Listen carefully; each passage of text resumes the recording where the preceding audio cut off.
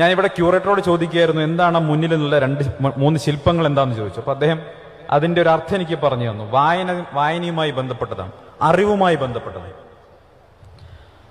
Book ഫെയറിന്റെ നേരെ മുന്നിൽ വെച്ചിട്ടുണ്ട് 3 ശില്പങ്ങൾ. അതിൽ ഒരു ശില്പത്തിലുള്ള ആൾ പുസ്തകം നോക്കി വായിക്കുകയാണ്, മറ്റൊരാൾ ചെവി പൊത്തുകയാണ്, ഒരാൾ കണ്ണ് പൊത്തിയിരിക്കുകയാണ്. അപ്പൊ എനിക്ക് തോന്നി വാസ്തവത്തിൽ ആ കണ്ണ് പൊത്തിയും ചെവി പൊത്തിയും കണ്ണടച്ചുമിരിക്കുന്ന 2 പേര് ഈ നാട്ടിലെ സംഘപരിവാറിന്റെ നറേറ്റീവിനെ,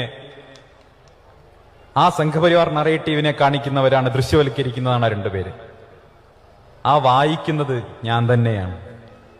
ഞാൻ വായിച്ചു കഴിഞ്ഞപ്പോ എന്റെ കണ്ണും തുറന്നു, ചെവിയും തുറന്നു എന്നുള്ളതാണ് എനിക്ക് തോന്നിയത്.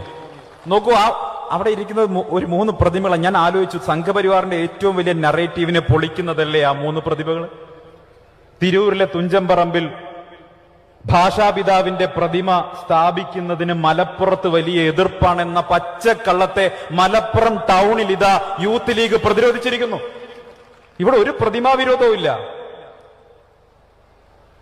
ഞാൻ പോലും അങ്ങനെയാണ് വിശ്വസിച്ചിരുന്നത്. പക്ഷേ അതിനുശേഷം ഞാൻ അത് സംബന്ധിച്ച് പഠിച്ചപ്പോൾ എനിക്ക് മനസ്സിലായത്, MT വാസുദേവൻ നായർ എന്ന് പറയുന്ന തിരൂർ തുഞ്ചംപറമ്പിൽ അദ്ദേഹത്തിന്റെ അനുസ്മരണ സമിതിയുടെ അധ്യക്ഷനായിരുന്ന MT തന്നെ പറയുകയാണ്, ഉണ്ടാക്കിയ പ്രതിമയ്ക്ക് തുഞ്ചനുമായി സാമ്യമുണ്ടെന്ന് തോന്നുന്നില്ല. അപ്പൊ അതുകൊണ്ട് ആചാര്യനുമായി സാമ്യമില്ല, നമ്മൾ ആരും കണ്ടിട്ടില്ല. അതുകൊണ്ട് അത്തരമൊരു പ്രതിമ വെക്കുന്നതിന് പരം പ്രതീകാത്മകമായിട്ടുള്ള ഒരു ഇൻസ്റ്റലേഷൻ സ്ഥാപിച്ചാൽ മതി എന്ന തീരുമാനമെടുക്കുന്നത് MTയും അതിന്റെ ഉത്തരവാദിത്വം ഉണ്ടായിരുന്ന മനോരമയുമാണ് ചെയ്യുന്നത്. അതിൽ ലീഗിനൊരു ബന്ധവുമില്ല. മലപ്പുറത്തെ ജനങ്ങൾക്ക് അതുമായി ബന്ധപ്പെട്ട ഒരു പ്രശ്നമോ പ്രയാസമോ ഇല്ല.